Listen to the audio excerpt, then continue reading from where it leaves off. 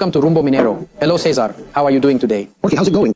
Okay. I'm Jorge Leon, and together with Cesar Campos, we are set to create this significant program focused on the mining issue.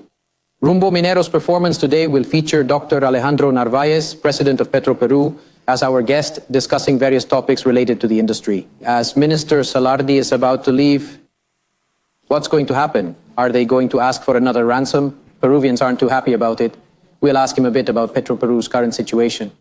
Indeed, we will also have engineer Juan Sheput, former Minister of Labor, former congressman, and recognized political analyst. Furthermore, to talk about these impacts regarding the expansion or possible expansion of the Reinfo, which has already been officially announced even, by the Minister of Energy and Mines, Jorge Montero. Yes, absolutely. We are here with our customary remarks from New York, the stock exchange known as Wall Street in the United States, this to discuss the international matter. Now let's move on to review the most important mining news stories from this week.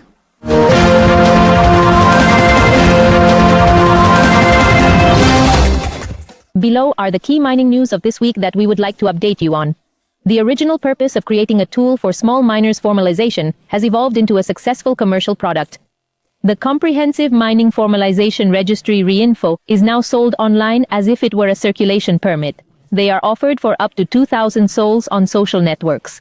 During the ongoing extension of Reinfo until June 2025, this practice is being implemented as part of the reform process. It demonstrates how the system has been fundamentally changed, transforming into a loophole for illegal mining operations. With a sense of excitement building up, the Energy and Mines Commission of Congress, under the leadership of legislator Paul Gutierrez from the Teachers Bloc, gets ready for the upcoming discussions. Is preparing to present a new draft for the law on small-scale and artisanal mining, MAPE. Although the draft has not yet been made official, its preliminary content has raised alarms among experts and associations, who warn that the current approach could perpetuate informality and illegality in the sector. I extend my heartfelt thanks to Gabriela Chicoma for delivering the most important mining news of the week. We are now joined by Alejandro Narváez, who is the President of Petroperú. Welcome to you, Mr. Narváez. Hey, Jorge. How's it going? Have a nice day. Prior to commencing the interview, we would like to review a report that we have put together. Please proceed. It began in 2025 with signs of financial and operational recovery after more than 2 years of crisis. Thanks to the implementation of restructuring measures, the projected losses for 2024 have been significantly decreased, going down from $1,030 million to $742 million, resulting in savings of $282 million. The company managed to recapture 5% of the fuel market, increasing their national market share to 30%, regaining their competitive edge. Driven by the optimization of its refineries in Talara, Conchan, and Iquitos, and a more efficient commercial policy. Among the milestones, the acquisition of the hydrocarbon registration for the new Talara refinery, granted by Osinergmin, stands out. Furthermore, Petroperú is progressing with the incorporation of strategic partners for blocks 192 and 64, with plans to start production before the end of the year. Moody's has also improved its credit rating to B3, maintaining a stable outlook, which aligns with the ratings of S&P and Fitch. Progress plays a crucial role in ensuring the company's growth and preventing setbacks in its recovery plan. Maintaining forward momentum is key. Well, the report is interesting. Hey, Mr. Narváez, can you tell us a bit? We want to know. That's why we called you here, to hear it straight from you. There are discussions regarding the exit of Minister Salardi and the subsequent appointment of Minister Raúl Pérez Reyes being the new minister.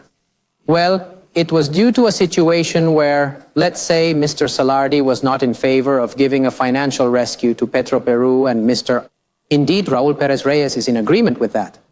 Is this true? Will Petroperú receive another chance for a rescue operation?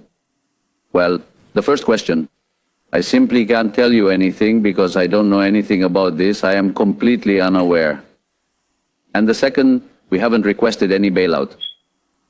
I think it's another, let's say, another piece of information, not precisely founded, It is essential to ask questions directly in order to maintain clarity. Yes, of course, there is no bailout request. We haven't discussed this issue with the ministers at any time.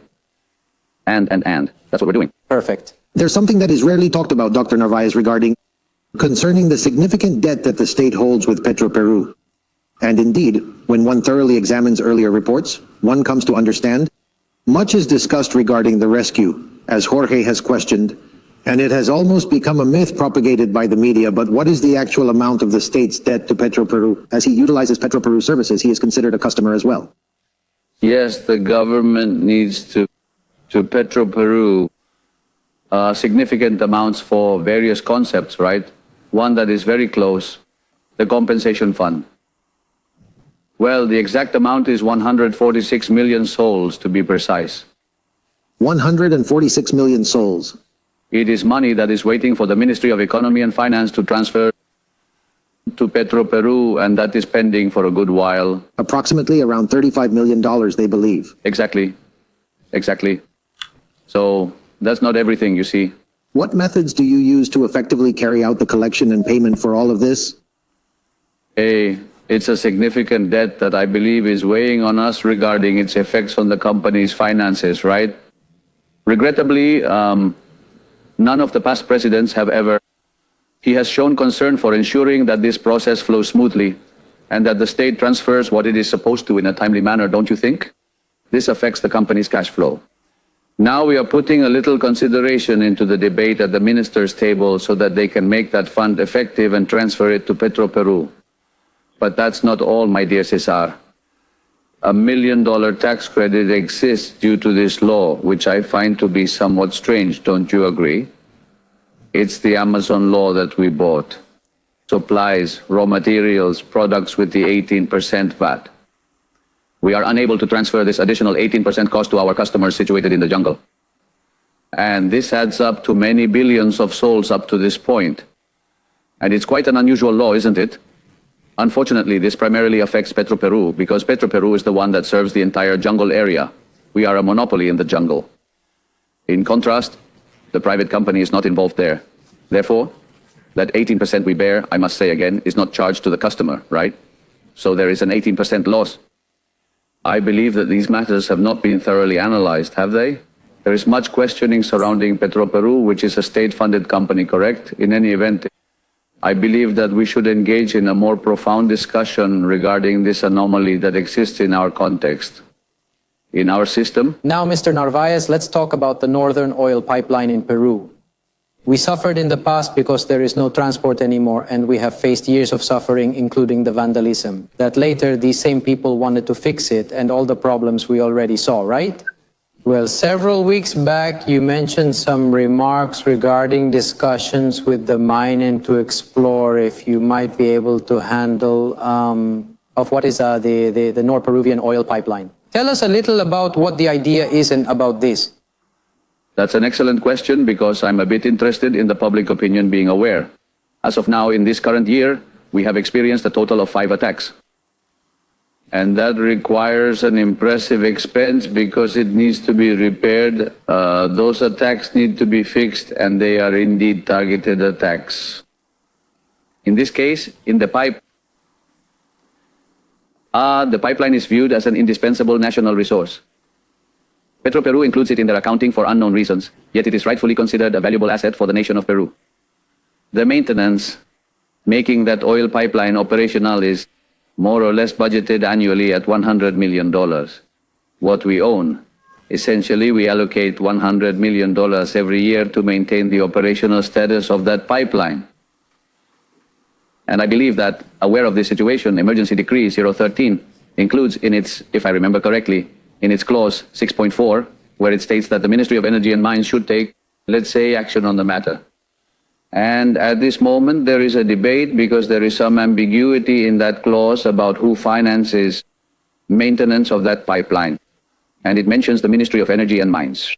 In fact, it states this clearly in that clause. So the thought is that the Minen pays and continues to... That it maintains that oil pipeline in working order. How much progress has been made with that pipeline?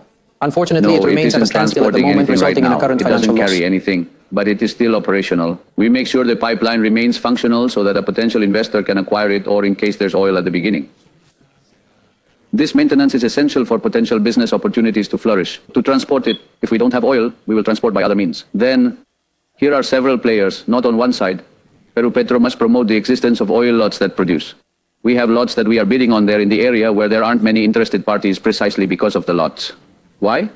Because it is an area with a lot of social conflict. However, it must be done quickly. Yes, we're on Because that. 100 million, as you mentioned, to clarify, they It's a lot cannot of leave it money. behind. But to sustain it, for someone to show interest, it is rather costly, right? Yes, that's a hefty sum. Petroperu is responsible for managing that amount. If we were to temporarily withdraw $100 million from the accounts, Petroperu would be in a much better financial position at the moment. I am in agreement with that. So that's where we stand. Of course, Dr. Narvaez, in April of last year, you put out a communication informing us the closure lasting around 20 days was caused by the unusual waves previously detected by tsunami, resulting in problems that emerged during this period. From several ports where Petroperu carried out loading and unloading of raw.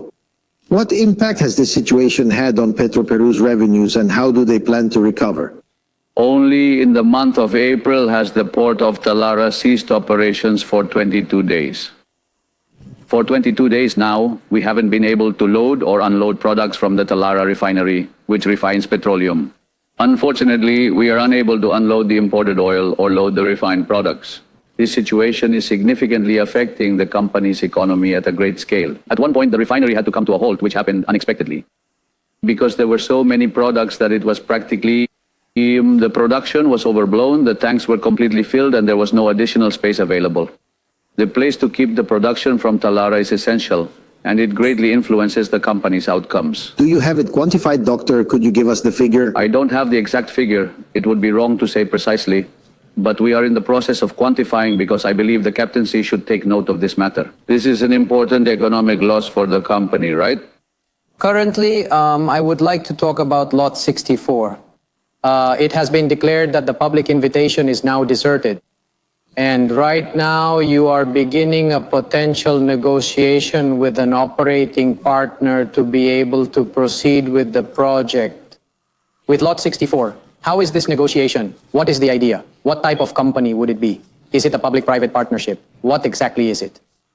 First, there is a management called Exploration and Production Management, which is currently overseeing this bidding process. Regrettably, there were no bidders capable of assuming that specific parcel and collaborating with us within the confines of this public-private partnership framework.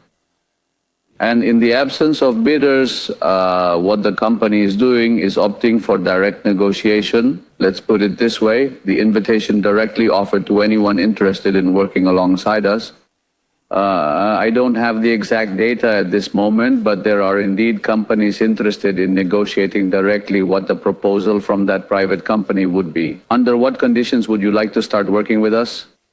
Basically, we will review the logic behind the Alta Mesa company, okay?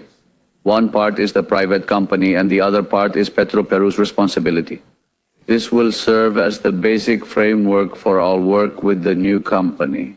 At this time, I prefer not to share any news since that route is still being assessed and evaluated. We anticipate creating a company since we need to generate oil in the jungle and put it to use. Pipeline because, as we discussed a moment ago, it is underutilized and represents a significant cost that we bear. Sure. Let's see, Dr. Narvaez, we are talking. Concerning the 35 million that the state owes to Petroperu, we are addressing the impact of the abnormal waves, which have obstructed the processes of loading and unloading. Regarding the crude oil specifically, as you mentioned, in the port of Talara, according to our report for the first quarter, Petroperu has incurred a loss of 111 million, which is significant for the company. I had estimated a total budget of 163 million for the full year. The pressing question is how they think they will manage to recover from all these impacts and problems that they have embraced. This is a tough job. It's not simple, you see. We are assuming a rather complicated challenge, one that has been inherited, since these are burdens that have been passed down from earlier administrations. It is undoubtedly a challenging situation for the company to have incurred a staggering accumulated loss of around $2 billion by the end of 2024. We could say that getting back up is not an easy task when shifting from a critical condition to a relatively normal one. Well, with the measures we have implemented since November of last year and the plan we have for this year, we are going to reduce those losses that were projected last year and this year. We plan to end this year profitably. All of our strategies and our work plan are aimed at achieving that goal. Indeed, we have already obtained a significant result that is highly valued by investors, a positive EBITDA totaling 15 million sols. Furthermore, we have successfully generated a profit from our operations. 4 million, if I remember the figure correctly, in the first quarter. Those are the data we reported to the SMB. These events including the port issues, affect us greatly, especially the fall in oil prices that we bought at a high rate on April 2nd, that brutal drop. Oh, following the announcement made by President Trump. Oh, at a price tag of $60, this certainly makes a difference, doesn't it? Various external factors have influenced and impacted us along with all other oil companies, correct? However, we are currently attempting to address and rectify certain previous issues, so that this year we can at least tie the game, which would already be an achievement. Mr. Narváez, in closing, for Rumbo Minero exclusively, you are introducing a new initiative, which we believe is highly beneficial, emphasizing the importance of communication. Petro updates. Petroperu. Petroperu informs, it's the top publication. What? Please share a little about what has been aimed to be done with this project. Regrettably, there is a significant amount of inaccurate information circulating about the company. Whether out of genuine interest or indifference, there is a significant amount of information that does not accurately reflect the true nature of Petroperu. Through this physical and virtual medium, our goal is to connect using the magnetic pool it offers, combining both elements seamlessly, is to inform the public about what we do with official sources, and we hope it serves a purpose. To address the doubts that many of you surely have, it's completely understandable that you seek clarification. So let me explain. Go. It is our responsibility to ensure transparency within Petroperu by providing accurate information. Absolutely, Mr. Narváez. We are taking note of the objectives, and we look forward to having you again at a later time to assess these objectives that, as is customary, for Peruvians, it is very important and good news that a bailout will not be requested. And we hope to have you, as I said, on another occasion to continue the conversation. Thanks, Jorge and Cesar, for your help. All right, let's go to a commercial break and we'll be back. Upon arrival at the America Mining Block, we establish a connection with New York and Wall Street. Additionally, we coordinate with our international editor from Rumbo Minero magazine, José Gonzáles. How are you, José? How's it going? Hello, Jorge. Everything is going well, and I'm happy to be here with you. José, Jamie Dimon, JP Morgan Chase's CEO, the largest commercial investment bank in the United States and the world. This week, it was mentioned that the financial markets are showing a high level of complacency towards the public deficits in the United States. There is anticipation that profit growth will be influenced by fluctuations in rates and international tensions. Well, stock market, they can affect things. Can you tell us more? Yes, indeed. Jorge Dimon, who is the most important banker in the United States, perhaps even in the world, is highly listened to in financial markets because when he speaks, he is not conducting an analysis nor necessarily a diagnosis, but rather he is speaking about the balance sheet of his own bank as he manages the largest bank in the world, and he sees a draft of that balance sheet every day. Before announcing the projections, his views are closely followed, and it just happened this week in New York on the day when Citibank gets together, when JP Morgan Chase gets together alongside all of its investment clients in New York City. Dimon has remarked that the market is failing to fully grasp the consequences of the historic public deficits in the United States, tariffs, and international tensions. He points out that what is coming is high inflation and possibly stagflation, meaning that inflation returns without growth in the United States. It is evident that central banks are being complacent by delaying the implementation of effective rates for 90 days. In a way, Dimon's actions reflect this delay in a manner that is concerning. It implies that the government, the Trump administration, will eventually implement them. This coincides with this week. Moody's downgrades the United States debt rating along with other rating agencies. And the United States no longer has a perfect debt rating due to its public deficit conditions and the rising cost of its debt. Dimon will discuss this as well, the weight of debt and the fact that rising rates will lead to higher inflation and a deceleration of the economy. And what it says has the financial and stock markets have been notified, being the leaders of daily dynamics in the financial markets. It is possible that corporate earnings growth may reach 0% following an anticipated increase of 12%. This scenario would indicate a significant slowdown in growth for the company. It says that investment banking profits, that is the businesses it will undertake. According to forecasts, JP Morgan will see a 15% decrease in the second quarter, with trading profits from daily fund movements expected to rise by just 5 to 9%. In those circumstances, the gold continues to hold its value as the perfect safe haven, while copper is slowly bouncing back, even though if they come to fruition. During the second quarter, we observed these assessments taking place. There has been no significant change in the prices of our main mineral product. Very interesting, Jose. We are almost a month away from holding the main meeting of suppliers, miners, and mining companies, MinPro. 2025, organized by the Digama Group, which includes the framework of Confamin and the conferences. Please share with us, Father, the details regarding the agenda and the themes that will be discussed during Confamin. Yes, Cesar. MinPro is, as we know, the main event for mining business.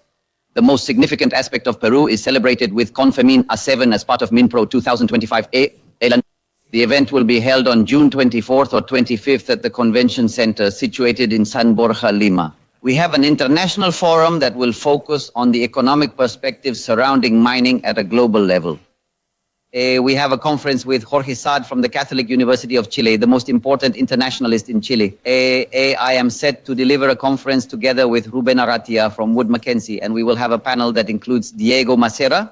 We have a technical social forum that will address mining formalization, territorial development, and closing social gaps, with Carlos Herrera Descalzi and Luis Miguel Inchaustegui, both ex-ministers of Energy and Mines.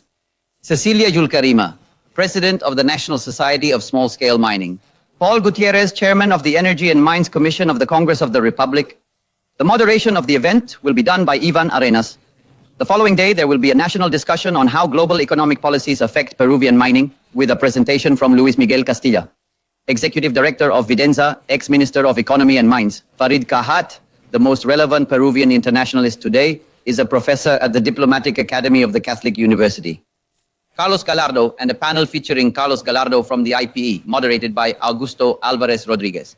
And to conclude, the Mining Projects and Expansions Forum for the years 2025 and 2026 is being organized with Crespo Mining Company. Edgardo Orderic, his general manager, will be with us. Bear Creek Mining, Andres Franco, its general manager, and CIA de Minas Buenaventura with Leandro Garcia, general manager presiding over MinPro this year. Well, many thanks to José Gonzáles for sending this information. I'd like to remind all our viewers that José González's comments are worth considering. Just wanted to make sure everyone is aware of that. To participate in the discussion, please sign up for free at www.minproperu. Come and join the conversation. It's open to everyone. www.minproperu.com. Go to the event's website, register, and you will be able to access these very important talks. I should also mention that the magazine Rumbo Minero is out. The new edition of the magazine Rumbo Minero has been released. The leading magazine not only in Peru but in South America. Discussing how Trump will affect global mining, a very important special.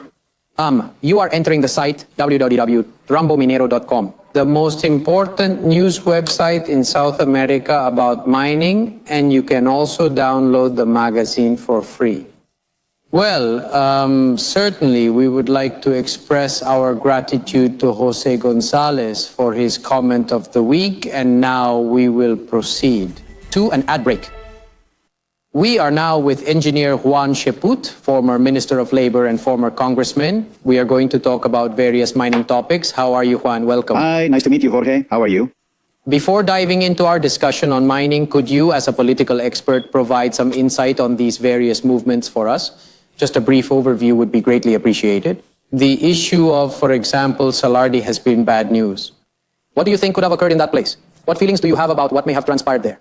Without a doubt, in the case of, did José Salardi express his disapproval over the sudden, needless, and downright grotesque nature of the exit that occurred? Because he was someone who was doing a very good job at the head of the Ministry of Economy and Finance.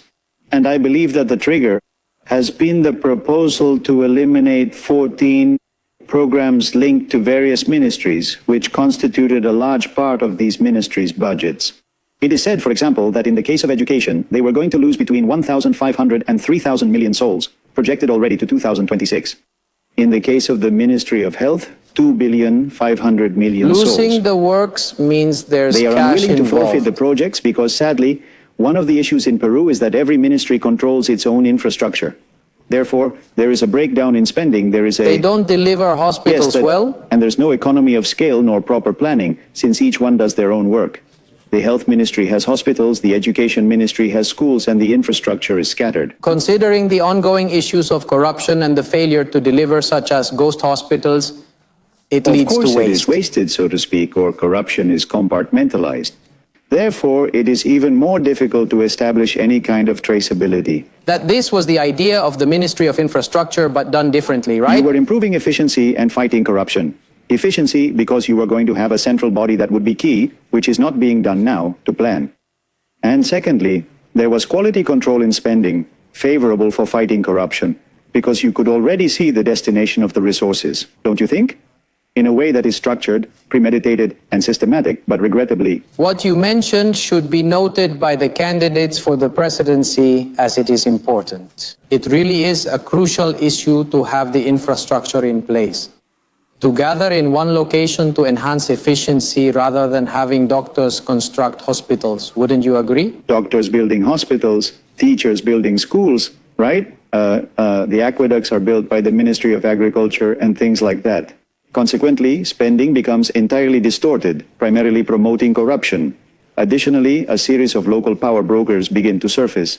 In every department, I think there have been oppositions to José Salardi, and indeed, it is a disappointing setback. Every ministry is against him. Currently, Juan, we should also note that this week in the journal Gestion, the fresh Minister of Economy, Raul Perez Reyes mentioned that we will see reforms happening soon of the public-private partnership, that is to say, what had been promoted by José Salardi, his predecessor, to make improvements.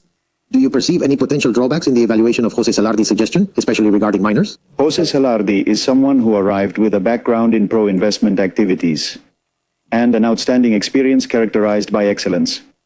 In truth, it was a remarkable island surrounded by the mediocrity that we have regrettably faced in the last few years. Moreover, the topic of APPs had been one of the key aspects of his management. The way he had pushed it forward is something I find puzzling to review at this stage, particularly given the electoral context. Honestly, I find it perplexing why there is a desire to change something that was being managed properly. In my opinion, this is a senseless endeavor that should not succeed. Now, hello Juan, regarding the situation in Patas, we discussed it and we had an interview with the minister at the ministry a few days back, talking about a plan, a big plan that is going to happen. And if that plan goes ahead, then great things could be done in other places, right? We think that the Army's intervention is crucial and plays a vital role in the situation.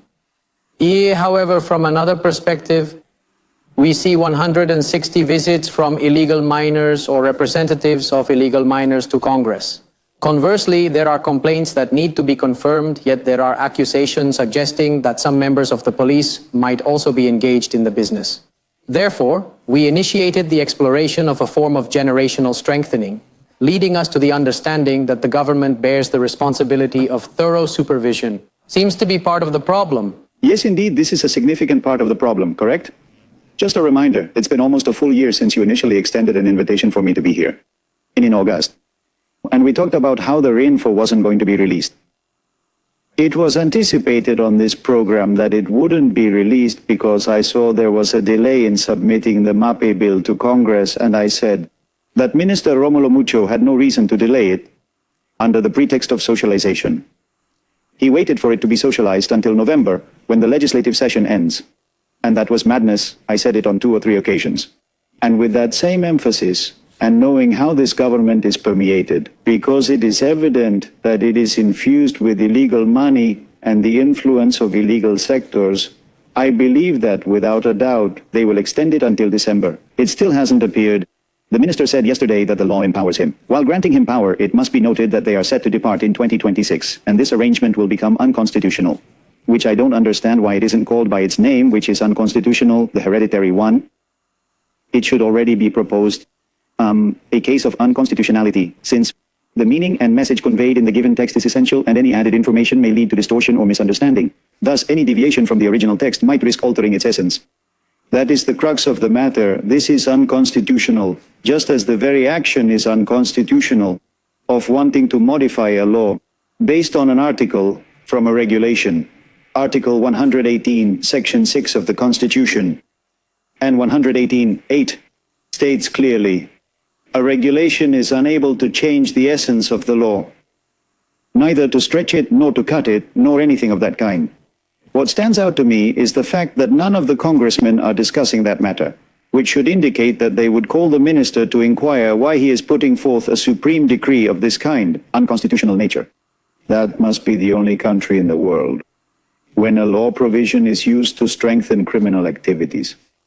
Is the framework for the expansion of from Reinfo. It refers to Article 32, paragraphs 2 and 3 of the law. The main purpose of this rule was to support the overall principles of the legal system. However, one, I would like to conclude with my question. The issue is that yes, as you rightly acknowledge, there is a possibility that the executive, with the powers it has, could extend the Reinfo, as the minister has stated, until December. Regarding the hereditary factor, he says no. What we are saying is that if someone dies during the Reinfo registration process, well, the heirs could continue it. And it is supposed that until the end of the Reinfo, which is also supposed, according to the minister, will not be renewed for next year. Let's see if we can consider that hypothesis. How do you see it? I think they will renew it for a very simple reason, which is that the legislative session wraps up on June 15th. The Constitution Commission, let's suppose they present it today. It is not up for discussion. Why? Because the other ladies' week, the gentlemen are going on vacation, on a representation week, but that's already it. It's already practically a vacation or campaign, right? And then they will have 15 days to discuss. The pattern from last year repeats itself. In November, the legislature was ending, and in the last part, it shows up. And even more, I don't understand why the president of the Constitution Commission, in part, even though there was already a law put forth by the Ministry of Energy and Mines known as the MAPE law, which Romulo presented last year, did not make that the central discussion framework. He must once again showcase a different project and contact individuals once more. The last prediction, if I may, Juan, does not refer to the elimination of the Reinfo. This is the worst part since it has already and what been is completed. Worse? Why is that? Because there is no public discussion. Minister Montero needs to take action. The essence of the task is for him to attend the hearing, deliver a speech, and expose the truth behind the disappearance, yet he remains inactive. That's why I believe there is a political intention by the government to perpetuate the Reinfo. Even more so, in the current grave situation, we are facing congressmen who have been influenced by party members who hold leadership positions. This is a concerning issue that needs urgent attention.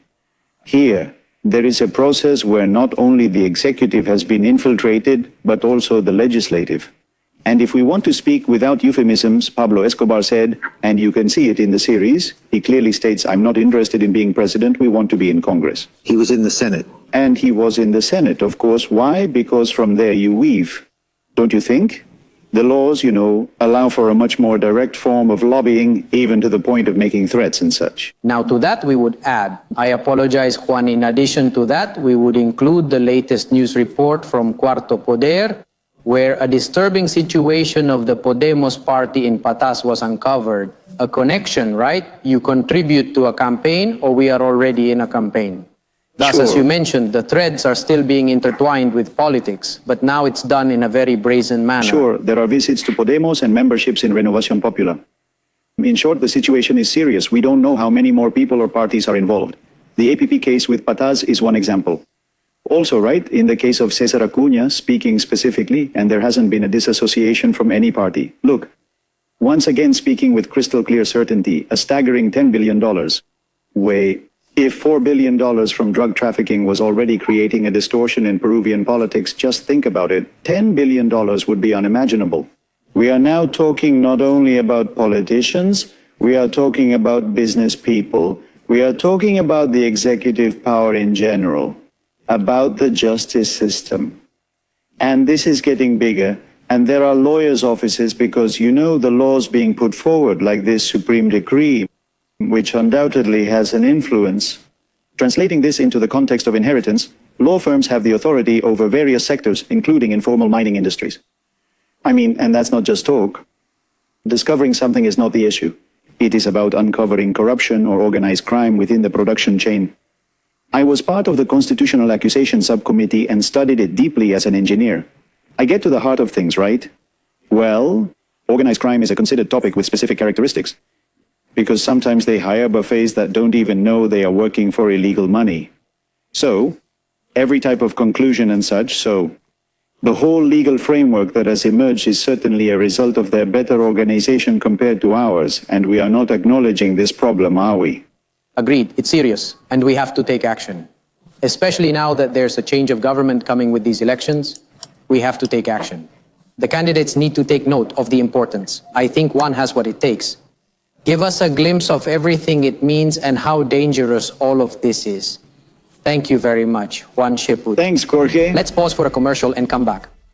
Eric Vargas, General Manager of WEG, was here at Rumbo Minero. Okay, Cesar, by the end of the program, I believe that in short dimensions, we can conclude. What's been declared matters about there being no bailout. It looks like there won't be a rescue, right? The Peruvians are not too happy, and we are not too happy about these rescues. You inquired about the discrepancy in meeting the agreed terms for expected profits and how this may result in future changes. It's imperative to address this concern promptly. The situation with the Norperuvian pipeline is really, that's pretty bad, right? $100 million lost every year, but they can't just walk away from it, leave it because they need to tender it, right? But it's a topic that gets vandalized all the time, right? But as Dr. Alejandro Narváez has rightly pointed out, and he is not the first to do so, why is it still considered an asset? This particular problem is focused on Petroperu, which is a crucial asset for the nation, covering various areas and requiring a comprehensive perspective for consideration. We should also mention the 35 million that the state owes. It's a good idea to discuss that, right? It's not just about the state returning resources to Petroperu. It is also necessary to be fair, but the issue at hand is whether Minin will consent to. There is a conversation about whether to maintain these 100 million or quickly find someone who can handle this issue. You are right. Juan Sheput has given us a rather critical but very clear overview of what is coming our way with these uncertainties that the government subjects us to with the issue of the comprehensive mining formalization registry. It is projected to remain in effect until December, despite the forthcoming MAPI law. There is no mention of abolishing it in the MAPI law. It could potentially be prolonged. Let's see. What happens with the cloak of illegal mining involved in the Peruvian elections in the manner and with the capital they have invested now? I think we'll go with a seat in Congress, and I think we are going to attend a show. Nothing good for Peru. I hope the politicians will indeed rise to the occasion and set aside their differences for reform. The contributions that people make that are not legal. No? Well, thank you very much for being with us, of course, on this channel with a mining direction. Thank you very much to Cesar Campos. My name is Jorge Leon. We are thrilled to provide you with comprehensive information about mining and its various facets in Peru. We appreciate the chance to share this knowledge with you. Thank you. Peruvian mining, that is a source of pride for Peru, the legal mining, the mining that pays its taxes and provides jobs. Therefore, we look forward to seeing you again next weekend on this exact channel.